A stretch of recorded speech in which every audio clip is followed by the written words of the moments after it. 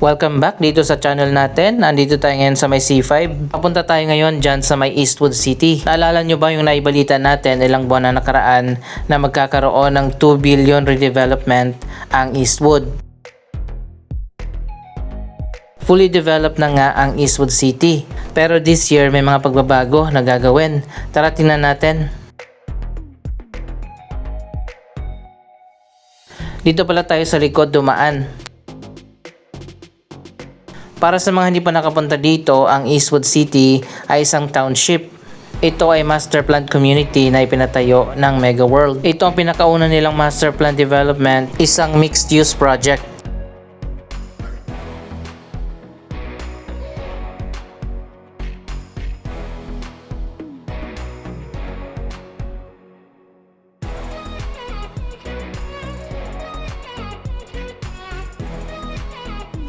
May isa palang bagong high-end residential at office building na natapos na.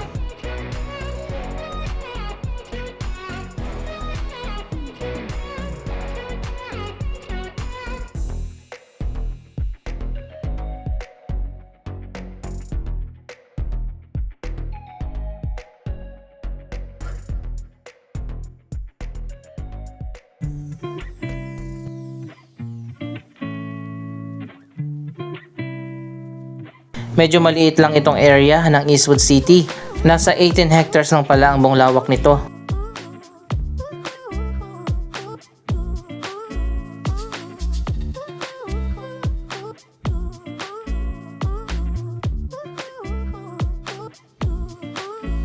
Anyway, ayon pa sa Mega World, ngayong taon sisimulan na nila ang 2.5 billion redevelopment dito sa ilang mga specific areas sa Eastwood City.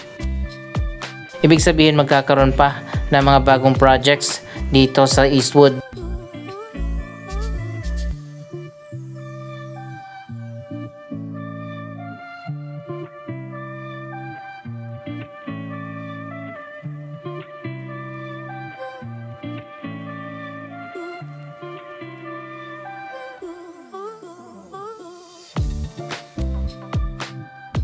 Kung familiar na kayo dito sa Eastwood City, alam nyo na ang pasikot-sikot dito sa buong area.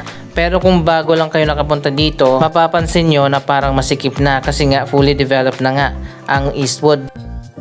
Ibig sabihin marami na nga ang naitayo ng mga projects dito, katulad ng mga residential condominium, napakaraming office building, may shopping mall, may hotel, iba't iba mga commercial complex, at marami pang iba.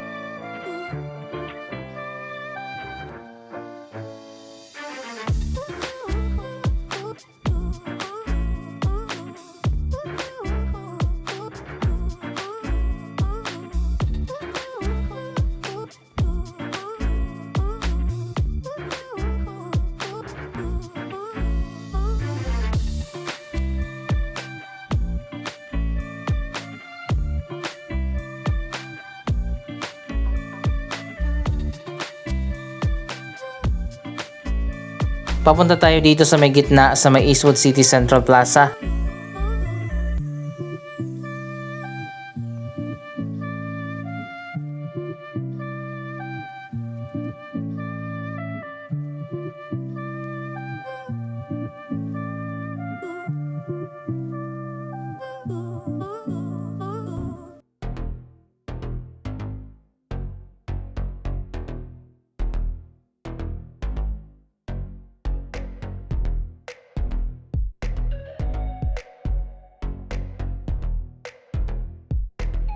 Marami na rin mga development na ganito ang Mega World. Along C5 makikita natin ang Arcovia City at meron pang Southwood City, pati na ang Uptown Bonifacio, McKinley Hill at McKinley West.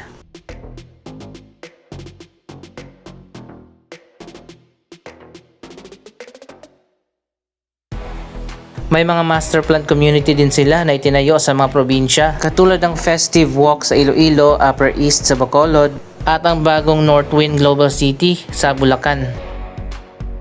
Meron pa pala dito sa may Cavite ang Maple Grove.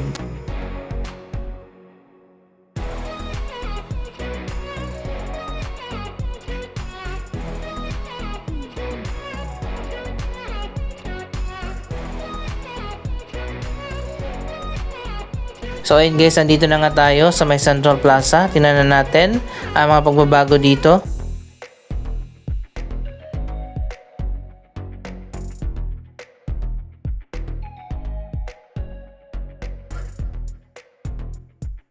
By the way, kakasimula pa lang nitong redevelopment. Tingnan natin ang mga bagong projects dito sa Central Plaza.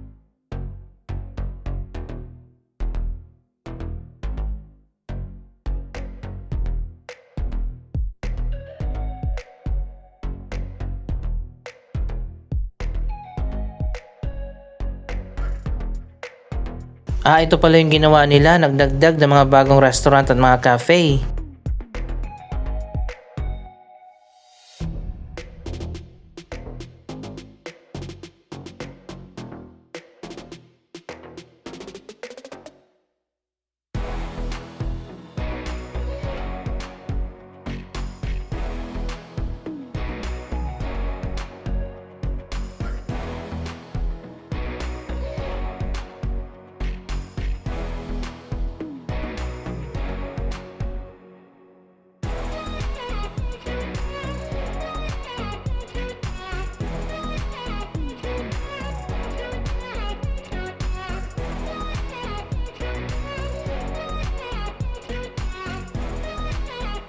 So ayun guys, ito makikita naman natin itong mga bagong cafe.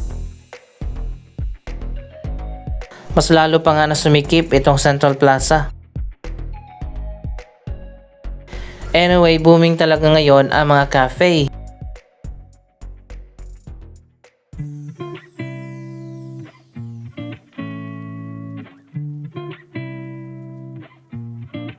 So ayun guys, ganito pa rin dito sa may Central Plaza. Medyo mas gumanda lang ng konti.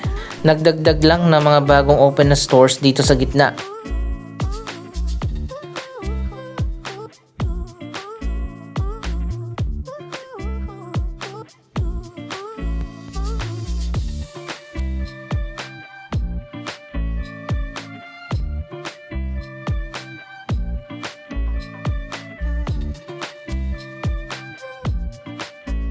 Ibang-iba kung i-compare natin sa BGC na sobrang lawak ng kanilang mga park.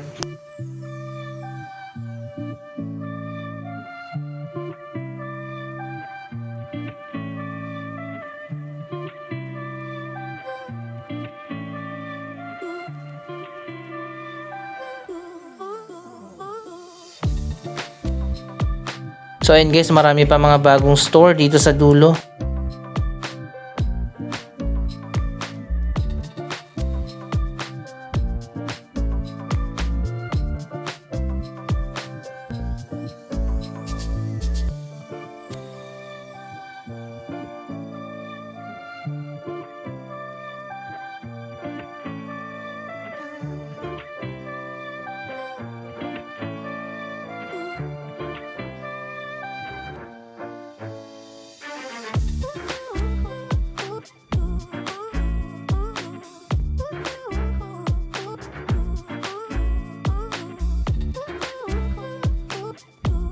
Ang Eastwood City din ay kilala bilang sentro ng BPO. Napakarami mga BPO companies ang nandito.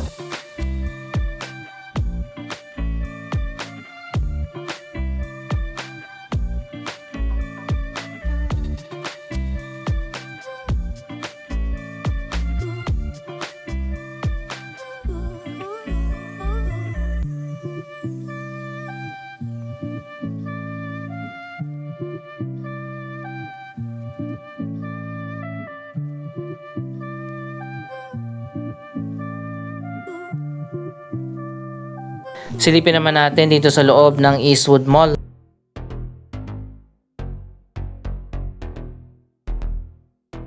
Ito rin ay isang upscale mall pero hindi rin siya ganoon kalawak. Parang kasing laki lang din ng Uptown Mall.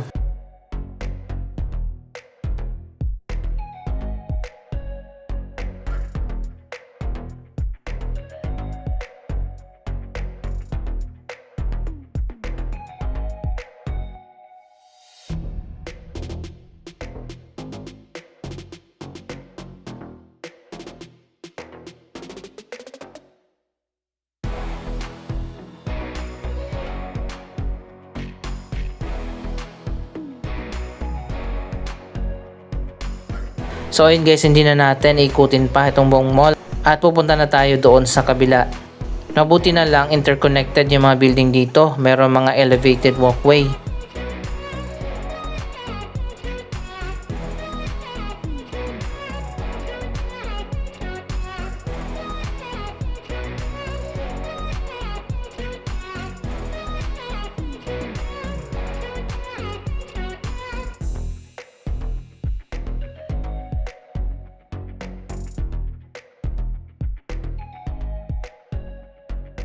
So ayun guys, ito yung view mula dito sa taas ng Eastwood Mall, overlooking dito sa Central Plaza.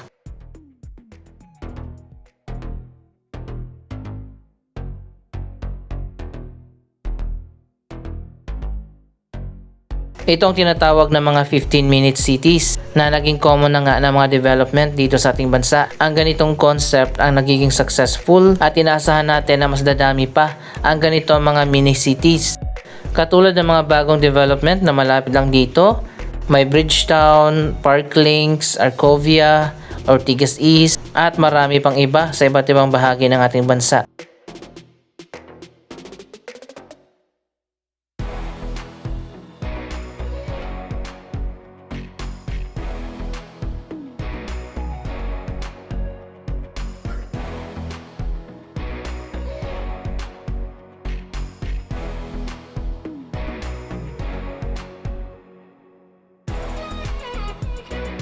Malaking tulong itong mga elevated walkway kasi nga medyo masikip din ang mga sidewalk dito. Hindi mo na kailangan pang bumaba, diretso ka na sa kabilang mga building.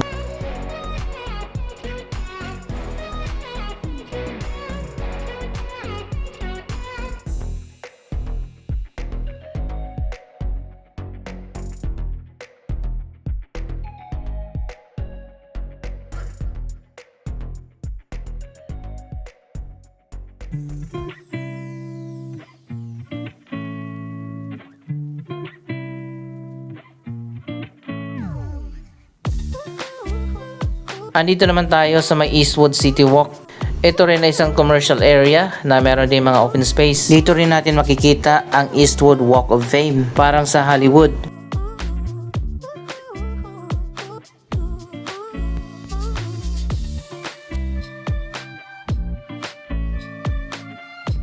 Lahat ng mga sikat na artista, mapaluma man o bago, makikita natin dito sa Eastwood Hall of Fame. Napakarami din dito ang mga restaurant, mga bar at mga cafe, kaya popular din itong Eastwood City Walk.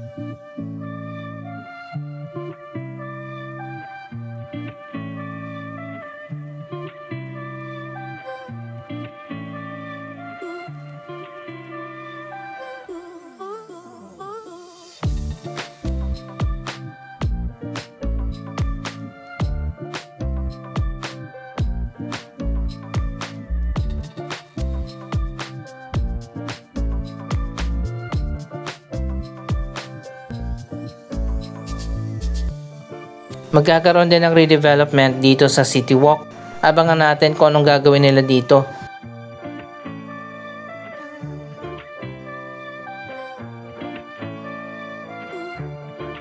Sa ngayon wala pa, hindi pa nagsisimula ang bagong project.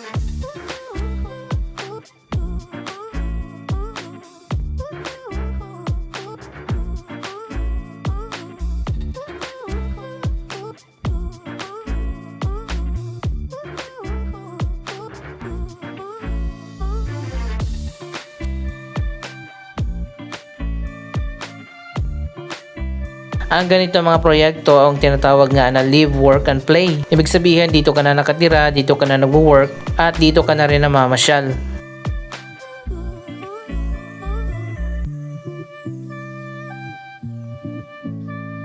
Anyway, ayan makikita nyo naman, napakaganda dito sa may Eastwood. Very accessible naman itong area. Kapag galing ka ng Cubao, pwede kang sumakay ng mga papunta ng Pasig na dadaan ng C5. May mga bus din na galing SM North na dumadaan dito.